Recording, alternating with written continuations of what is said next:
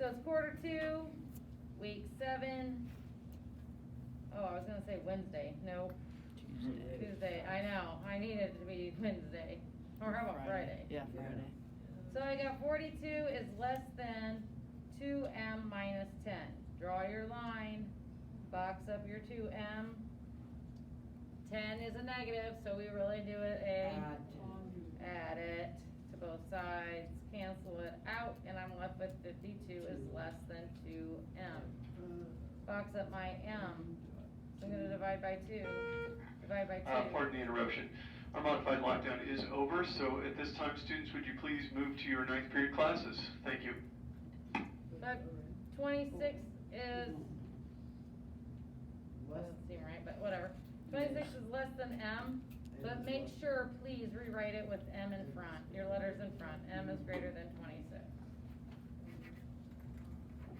Number 2, just had a look at it. It's a filled-in circle. My arrow's going to the left, so is my less than sign.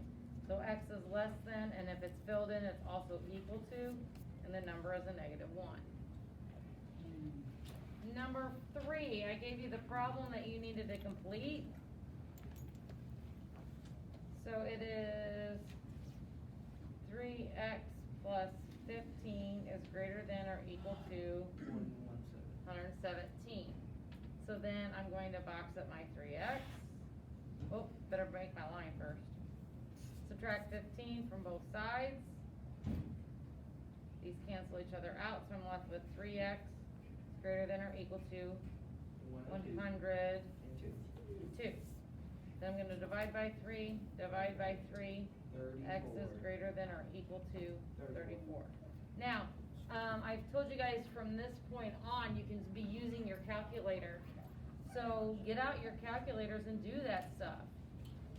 In a second, you guys will be getting out your calculators. From now on, I want to see the calculator out and on your desk every single day.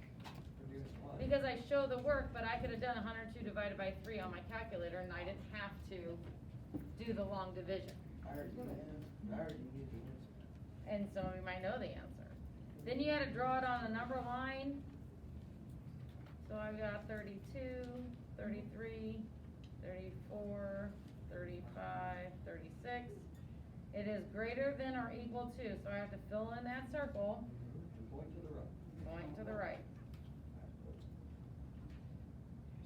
Number 4, a regular number 2 pencil can draw a line about 35 miles long, or write roughly 45,000 words.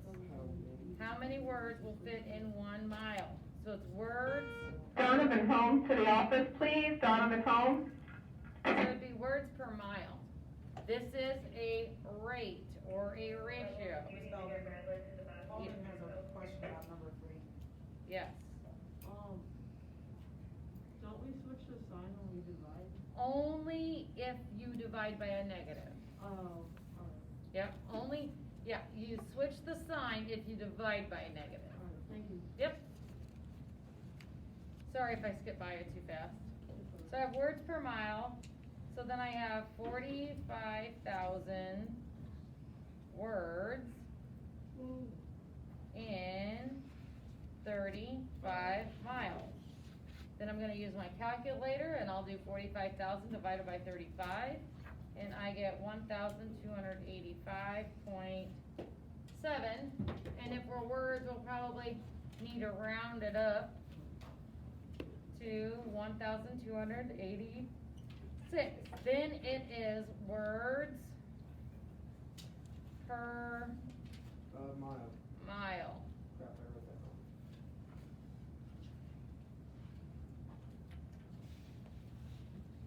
Is it okay if I put mile for the word on accident? It does matter, so you do want to fix it.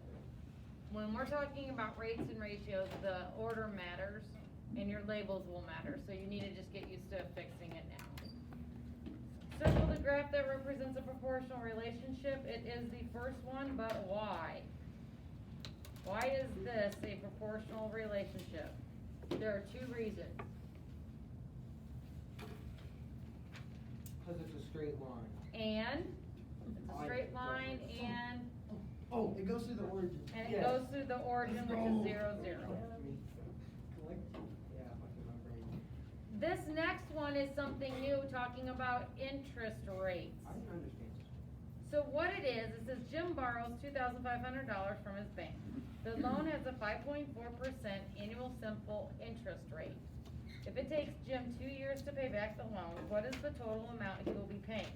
Now, an interest rate is how much you pay in addition to what you loan. Okay? So I'm borrowing $2,500. The bank charges an interest rate, so you're gonna add the 5.4% to this. So to figure out what 5.4% is of this number, I take it times 0.054. I put that in my calculator, and I get $135. So 5.4% is $135. So what I borrowed was $2,500, but now I have to add $135. Basically, an interest rate is basically your fee that they charge in order for you to borrow that money. So now I have to pay the bank $2,635. That's after the first year. But he didn't get anything paid on the first year. So we have to do this again for the second year. So I start with what the second year would be. So 2,635 times 0.054. Put that in my calculator. It's $142.290. So it's $142.29. So I go back to the start of the second year, and I add $142.29. Make sure you are lining up your decimals.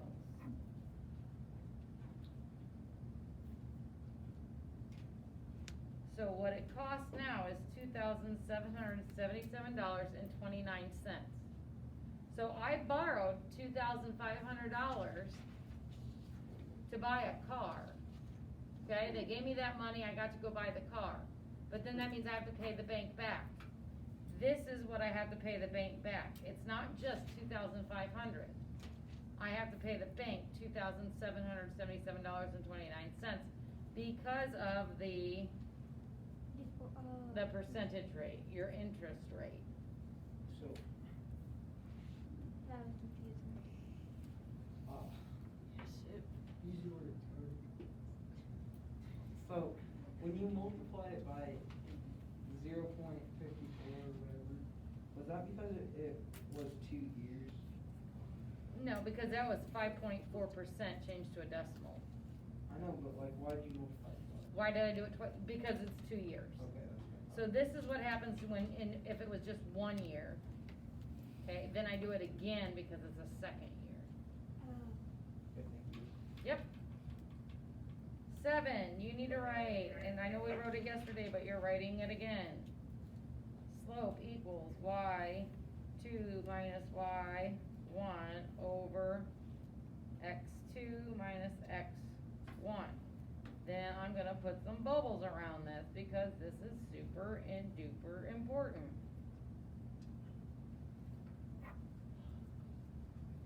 It's a formula. You get the formula memorized, you're gonna be fine. So now I go and I find my 2 points. I'm never gonna use 0, 0. I'm just really not. You can, but I'm just not. So I'm gonna use this point as point 1 and this one is point 2. This is point 1 because it's first in the chart. So what do I have for point 1? I have 1, 5. Point 2 would be 2, 10. So then I put it into my slope form. So these are my x1, y1, x2, y2. So I take y2, which is 10, minus y1, which is 5, over x2, which is 2, minus x1, which is 1. 10 minus 5 is 5, 2 minus 1 is 1. So it's 5 over 1. What that means, it means it goes up 5, right 1. If the top number is negative, then it would go down. If the bottom number is negative, it would go Right. left.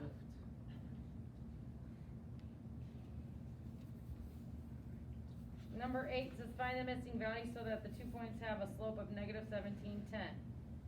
So I've got my points here, negative 3, 9, x, negative 8. So I'm gonna use my formula.